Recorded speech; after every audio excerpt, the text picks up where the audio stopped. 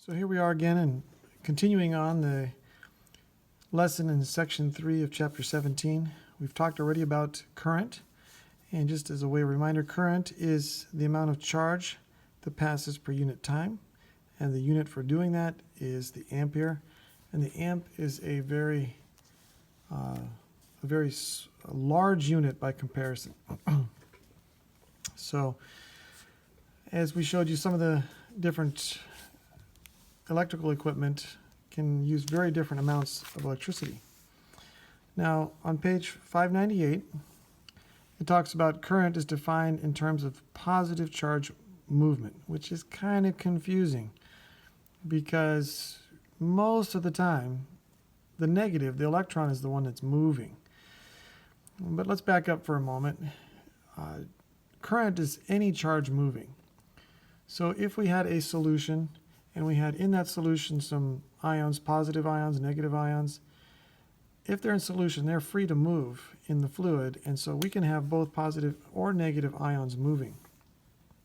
And that's what they talk about here, being dissolved salts. The positive charges can move in one direction and negatives move in the other, and that has applications such as electroplating and so forth.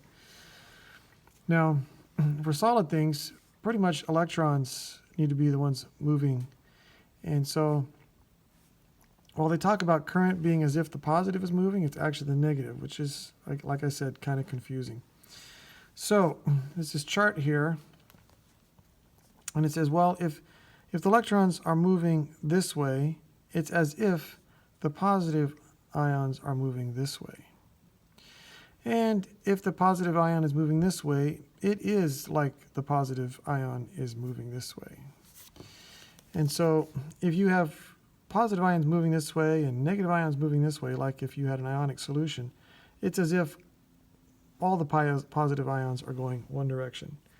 So remember, the arrow is to designate which way a positive charge would go in an electric field. And we'll go back a few pages to this diagram to show you that. So here's a positive charge in an electric field. It would go the direction of the electric field.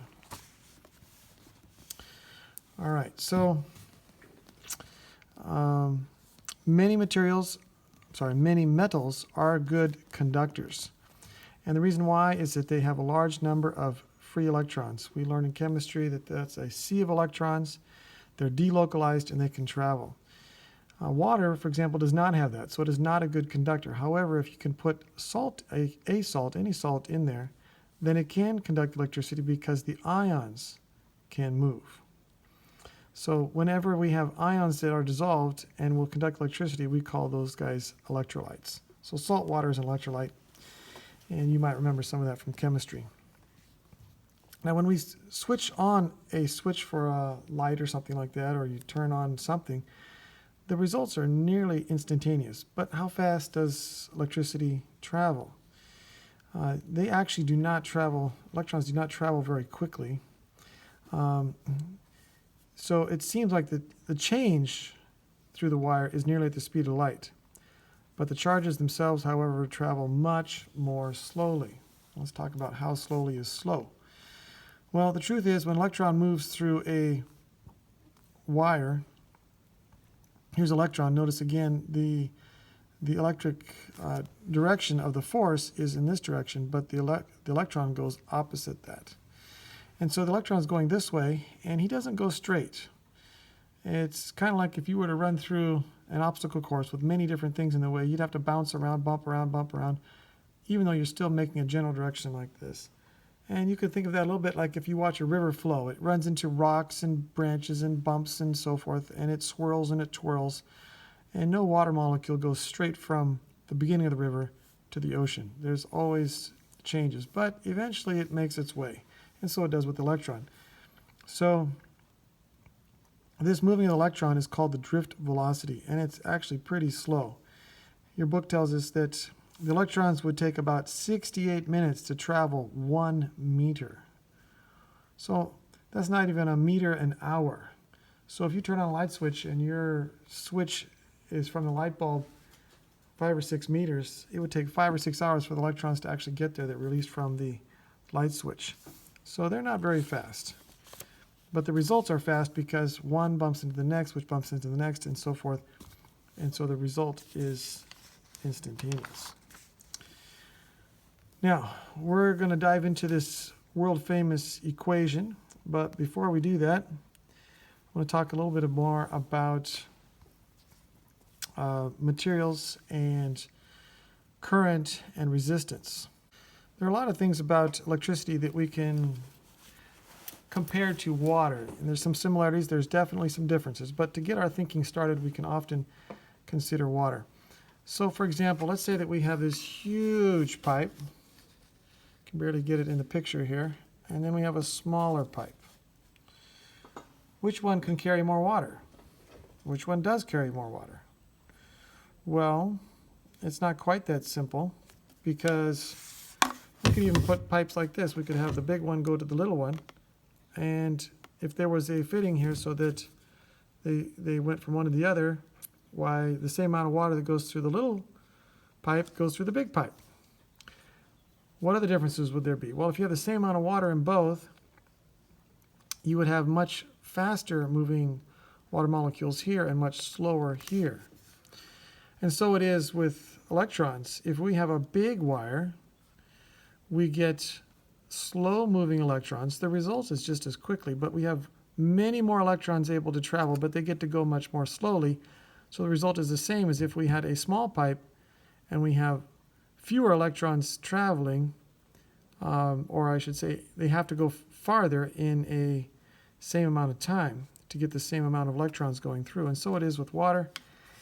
And as we look at different materials, the bigger the conductor, it's easier on the electrons to go through for another reason. You can probably imagine if you have a small pipe and you're trying to get a lot of water through it, it's going to come shooting out super fast, which means that there's also going to be a lot of friction. So one way to get better pressure and less friction is to have a bigger pipe. It's the same way with wire. If we need to get a lot of electricity through the wire, we want a big wire. We want a big wire. If we want less electricity, we don't need to waste money in making a lot of copper and insulation. We could use a much thinner wire because we don't need so much electricity. But could you get that much, the same amount of electricity in a small wire as you could a big one, kind of like with a pipe? We could force all the water from one pipe into the next one. It just would have to go a lot faster. Is that possible with electricity? The answer is, well, sort of. You see, when you put electrons through the wire, just like a pipe, there's motion. There's this bouncing around that takes place inside there. And all those hits that happen release a little bit of energy. Well, if you have more electrons doing this faster, you get more and more heat. And so in electricity, there is resistance. And that's what this chart is about. More resistance. So there's different materials which would have different resistance. Some things are better conductors than others. As you may know, on the periodic table, the best conductor is gold. Underneath that, on the same, I should say above that, is silver, and just above that is copper. So it turns out one of the best conductors is copper, and that's one reason probably they colored this reddish color, because that's the color of copper. And we use it a lot for a conductor because it's a great conductor. But there is still friction, just like even if you have a great pipe, there's still friction for the water, so it is with electricity. So even if you have a great conductor, there's going to be resistance, or we can call it friction, but it's really resistance. And as electrons go through there, they actually heat up the wire. Well, if we have a big wire, we've got lots of room for everybody to go through, like a freeway that's got lots of lanes, plenty of places for cars to drive, makes the traffic go easy.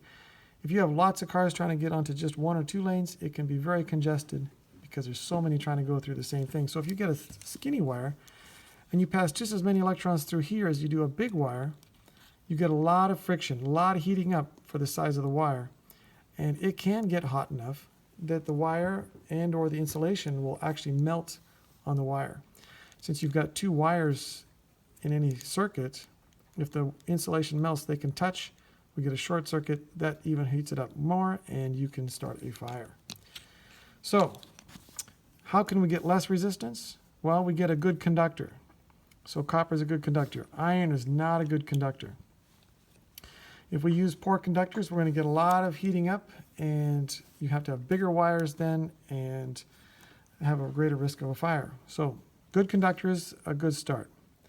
The next thing is to have a bigger wire.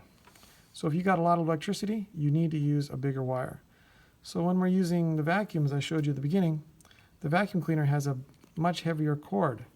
This is the kind of cord you might use to charge your cell phone. Doesn't take as much electricity. We're not going to waste it with a great big cord like this. So we can increase the cross-sectional area. That decreases resistance. If we make it skinnier, we're going to have much more resistance. So if you are running some equipment, you need to make sure that when you plug it into a cord, it is able to handle that. So like my skill saw that I use to cut wood, it takes 15 amps. This cord right here is not enough for running that saw. And this cord would probably just melt and burn right up if we were to try to run the saw off of this. So you have to make sure that you have the right cord. Now, another thing is length. The longer the cord, the greater the resistance. So you'll see here, if we have a short cord, less resistance. So a short, fat pipe would have less resistance than a long, skinny pipe. So I might have a big enough cord if I'm going to only run it, say, from 10 or 15 feet away. But if I'm going to be 200 or 300 feet away, that gets much more resistance. And you'll actually notice sometimes that when you plug in a cord and it's not enough, when you go to grab the cord and it's hot, the plug is warm, that means that it's probably too much for that cord and you are taking too much electricity, either because the appliance takes too much or the cord is too long and you need to shorten it up. Just because when the cord's 100 feet long, you plug it in, even though you're 5 feet away from the plug, the electricity still has to travel that 100 feet and it has greater resistance. The other thing is temperature. The cooler the temperature, the less resistance, which is really kind of weird. And it creates some interesting problems because if the temperature is higher, you get greater resistance. So what might work at a cold temperature may not work at a high temperature. And it can accelerate. So let's say that you get some resistance, it starts to heat up the wire and it gets hotter and hotter. Well, the hotter it gets, the more resistance it gets, which means the more resistance it gets, the hotter it gets, and it accelerates to the point where all of a sudden you've got the plug is melted or the wires are melted and the wire fails, and worst case scenario starts a fire. So those are the different components that you need to know and understand about how how electricity conducts. So let's come back to this equation, and we have three components here. We have R, which is resistance, change in voltage, and the current. Now, I will point out at the moment here, this is what we call Ohm's law, and this is just an algebraic reforming of this equation here, and this is the one that most people will use, V equals IR. This is what should be blown up and blue and so forth. This is the equation we're going to use over and over. They're the same, but usually we use it in this format, so just learn it as V equals IR. Now, we talked about that everything has resistance in it, but we can get very intentional and make resistors. And here again is our circuit, and you remember that we pointed out some capacitors in here, but there's also some resistors. And I have some resistors here that are not attached to anything, and they are designed to be attached in a circuit, and then these colors, which we'll learn more about later, tell us what's the resistance of this particular resistor. Now these are huge resistors. Here's some smaller ones, and these can get put in a circuit. You'll see that right here, that's the real deal right there, a resistor. There's even some small ones right here that are in the circuit, and they are restricting where the electricity goes.